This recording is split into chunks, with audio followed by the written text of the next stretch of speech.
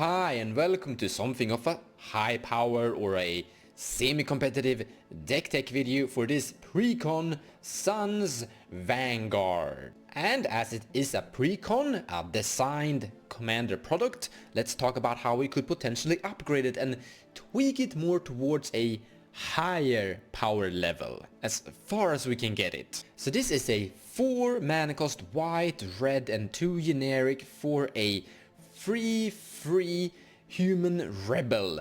Attacking tokens you control have double strike. Whenever one or more tokens you control attack a player, exile the top card of your library.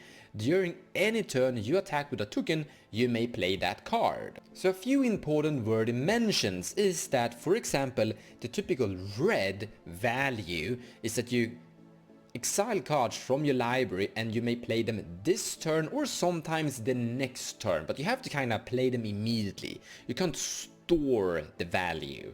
Red aren't really good at safekeeping or banking. However, in this case, Suns Vanguard allows you to cast anything you have collected as long as you have attacked with a token this turn. So it's a little bit different compared to other red value effects of sorts. But we absolutely have to mention Venota here, the other Boros boss, or the bigger Boros boss. Whenever she attacks, not when she attacks, whenever a non-human attacks, she may look at the top 6 cards of your library and reveal a human and put it directly into play. She's skipping the mana cost part, that's huge, and she's not really casting spells. If I have to be honest, and well, this is a channel focused on the competitive EDH format, then we have to discuss power level. And in truth, you will never really make Suns Vanguard equal to Venota, I think. Venota will still be stronger, and I don't really think that you can make Suns Vanguard to the top power level, but you can still climb him up a tiny bit. He still has a lot of really good stuff going for him, but when you start to compare with other options you have, then yeah, it is what it is. Now we have to mention the typical mono red, but also something of the Boros way of winning, like a Kiki-Jiki and Silas Conscript, in this case Fellow the Guardian. There are more examples that will do the same thing, Village Bell Ringer as well, and Kiki-Jiki synergize greatly with your commander, because Kiki-Jiki is making a token and that is going to trigger your commander, so perfect. There's one huge problem though. You see, you're only allowed to cast things from your commander, your Boros boss, whenever you've attacked with a token this turn. This means that if you accidentally exile Kiki-Jiki or Fellow the Guardian with your commander trigger, they're gonna be in exile, so you're going to your post-combat main phase, and now you can cast them. But you've already gone past combat phase, which means you can't attack and win with infinite attacking tokens. So you have to pass turn, and you have to survive the turn cycle, which you normally won't do. So even though this combo is honestly great, there's like this tiny problem with it when it comes to this commander, honestly. Another combo we just have to talk about as well is the typical Dual Caster Mage Heat Shimmer Twin Flame combo. So once again, this is perfect with your commander, because these spells, the Twin Flame and Heat Shimmer, they're creating tokens and you can attack with them and create card draw effect with your commander. And Dual Caster Mage is decent, it's not the best interaction, but it can help out in counter wars. But if you combine these two sections, you have a 2-card combo, very similar to Demir Thassa's Consult.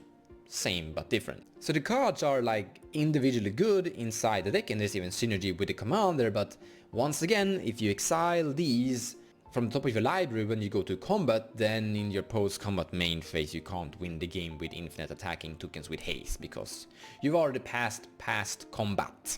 There are solutions though, aggravated assault or extra combat steps effect. Now first and foremost, extra combat steps are great with your commander, because that means more triggers. And if you do exile your combo that demands going to combat, you can cast them in your post-combat main phase, use one of your many different potential extra combat steps effects, and go to combat again, and this time win with infinite tokens with haste. But furthermore, this is a huge value engine with your commander. But what I think should be potentially the go-to combo for this deck might be Underworld Breach, Grinding Station, and any form of like zero costing artifact.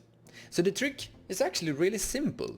You have Underworld Breach in play, which means that you can cast spells from your graveyard by exiling 3 cards. With Grinding Station you can mill yourself 3 cards exactly. This, and whenever an artifact comes into play, you can untap Grinding Station. So you can cast something like a Mox Amber or a Mox Opal or a Mana Crypt or something of the sort that will untap your Grinding Station. Then you sacrifice, or well, first tap Mox Amber for mana, then you sacrifice it to Grinding Station, milling 3 cards.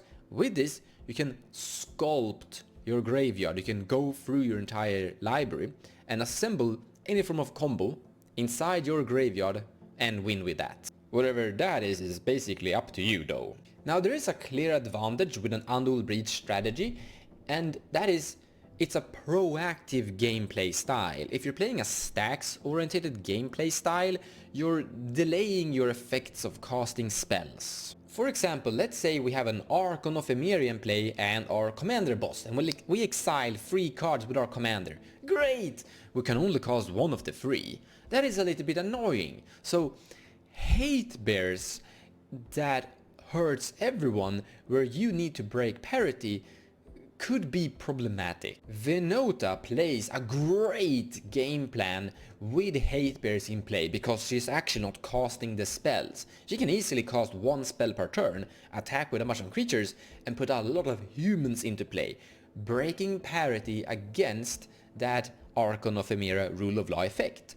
Your Suns Vanguard can't really do that in the same way. And now I think we're getting into the reason why you sometimes, not why, but if you want to play a more spell-slingy Sporos deck, which sounds kinda interesting and strange, but if you want to play a spell-slinger Boros deck with tokens that goes to combat, then this might be a great commander for you. He can be a very proactive commander, so to say. And that is really good because the format currently is a very proactive format. It's a format where you want to do things continuously and snowball and grow stronger and stronger. And yeah, this is something towards that line. But how do we get there?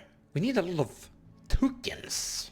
That is correct. You do need a few tokens here and there. A few effects that create tokens in a burst version, or just things that eventually make you grow tokens over time. And you honestly have a lot of different options here. Now you only need something like 3 tokens, because let's actually explain something very important. You see, a lot of people actually get this incorrect. You see, he's triggering whenever you attack a player, not the amount of tokens that are attacking, specifically a token attacking a player. Now in a normal multiplayer free-for-all cEDH game you have 3 opponents. This means that you can get a trigger on each individual player. So if you attack all of your opponents with a token each, that means you need 3 tokens to maximize the benefit from this guy. If you have 4 tokens, you're still not getting more. However, we should mention that this commander actually has a really good plan B win con. You see, all the tokens are gaining double strike. And even if a lot of them are really tiny, like 1/1s, goblins and thopters, they're still punching pretty good. Like, they're punching for 2 each. And if you're eventually swarming your opponents with a lot of tokens, then that's gonna hurt quite a lot. Also, if you're attacking with a 1/1 that is double striked, your opponents aren't normally gonna block that, so you're gonna continuously grow your army and eventually just overrun your opponents. And wow, do we have a lot of ways to produce tokens over time. And I think we especially need to highlight this one. This is actually seen some play a lot inside Bloodpod, Tymnatana, Everything But Blue, which is basically a stacks deck. So with this thing, you can basically grow a 4/4 angel flying army for only 2 mana. Oh well, you have to like make it grow for a while, but it usually goes pretty fast. Like in a turn cycle, it's already active. And with your commander, they're gaining double strike. You're attacking with 4/4 flying angels with double strike. That's good, that's scary, that's actually gonna potentially win the game with beatdown. That is something that's kind of tricky to do in competitive Commander. So once again, I kind of want to highlight that this is something more of a semi-competitive or high-power commander in the end. But you can get there if you have like a few interaction spells and some decent stacks effects. You can slow down the game and eventually grow your army. But if you're playing on a lower power level, then this is gonna punch pretty good. However, we have to talk about Myriad. Now, rules explanation. Let's read it. Whenever this creature attacks, so whenever this thing attacks, you're creating tokens. And in theory, those tokens that you created would trigger your commander. However, they don't. Your commander triggers whenever one or more tokens are selected as attackers. Myriad triggers in the same instance. So both of these commander cards, the commander and the myriad, will trigger at the same time. You're putting both on the stack, but once they have both resolved, they can't trigger again. And the myriad tokens aren't in play when Suns Vanguard trigger happens. I'm not a judge, but trust me, this is how it works. If you don't believe me, ask a judge for a better explanation. And honestly, it's a little bit sad that's actually how it works in this case, because Blade of Selves would have been amazing inside this deck.